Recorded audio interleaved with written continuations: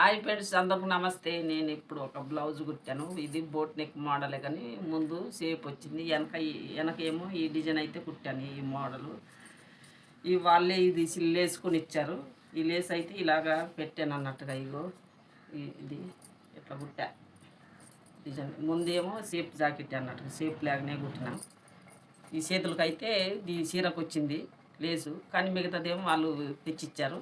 ఇలా కుట్టాను అన్నట్టుగా. చూడండి ఫ్రెండ్స్, మా జాకెట్.